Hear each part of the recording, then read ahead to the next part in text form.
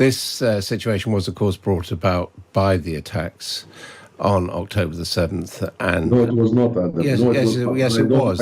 I do not accept this statement whatsoever. Why? And please stop there, because nothing justifies the murder of more than 14,000 children. Nothing. I'm not justifying it. I'm simply pointing out what was the trigger for this, and it was that Hamas attack, wasn't it?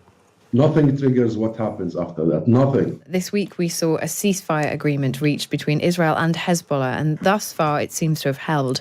Axios reports that Donald Trump hopes to see the end to the war before his inauguration. But what does it all mean for Gaza? Joining us now is Husam Zomlot, who is the head of the Palestinian mission to the United Kingdom. Welcome to you. Thank you, Adam. What is your answer to that question? What do you think the election of Donald Trump means for what's going to happen in Gaza?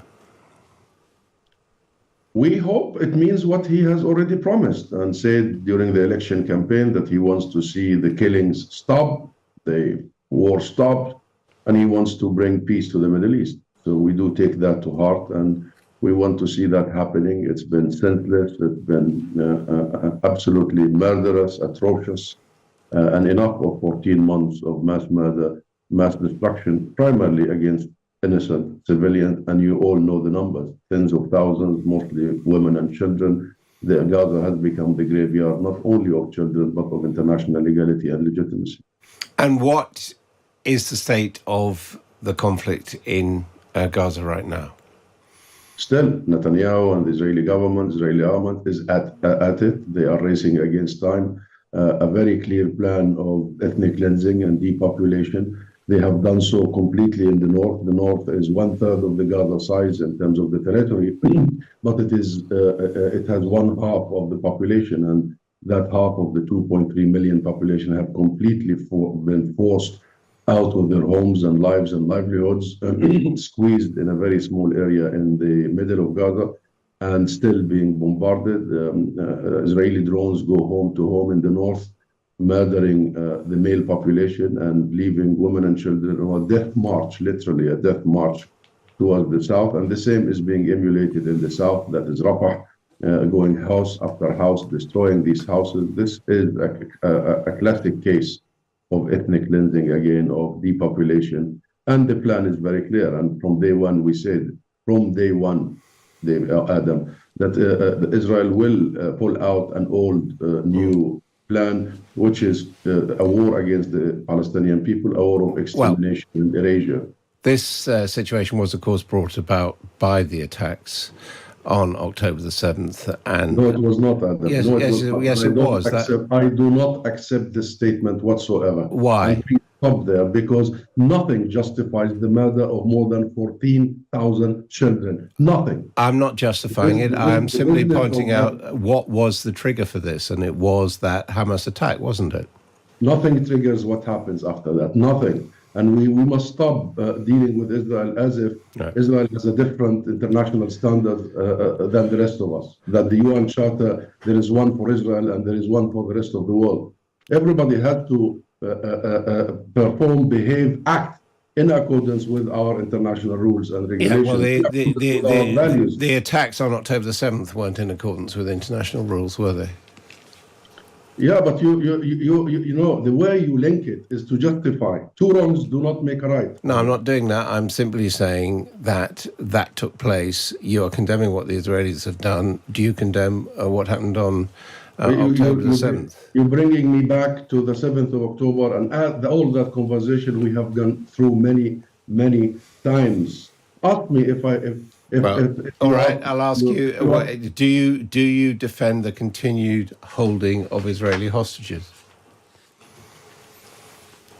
We have said from day one, Adam, and you make it sound like the Palestinian people are the ones who are on the aggression. You make it sound this way. The Palestinian people have been... No, I'm saying that hostages are being held in Gaza by Hamas. I'm saying, do you defend that?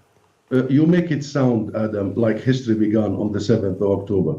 Have a read, please. Read history and know know that the 6th of October, the UN has announced a report that was the deadliest year for children, Palestinian children, in the West Bank, not only in Gaza. So all what we were saying is, number one, we reject utterly. No, I understand that. You are making your criticisms. Let me finish my Well, hang on. I'd like you to answer my questions. I'm saying, do you defend the continued holding of Israeli hostages? All hostages must be released immediately and must be protected. All hostages. Did you ask me about the thousands of Palestinian hostages? Did you ask me about how many Palestinian hostages, detainees, have been murdered by Israel, raped by Israeli soldiers, and that rape was discussed in the Knesset as a legitimate tool? Right. So Okay. come on, Adam. Come on. Stop this. So do you see... I'm having enough of this. We are all having enough of this. Do you see any... Focus on the root cause. No, I'm just asking you questions here. Do you see any prospect of a ceasefire in Gaza? Yes, I do. If we have sufficient pressure on Netanyahu and the Israeli government, if we can enforce an already UN Security Council resolution back in March and in May, a US-sponsored initiative, but so far Netanyahu feels, has a free hand, unhinged, and therefore the only way we can achieve a real ceasefire is by creating leverage with this current Israeli government. And you know very well the making of that government, the likes of Smotrich and Well, Ben Gvir. hang on. What do you mean by creating leverage?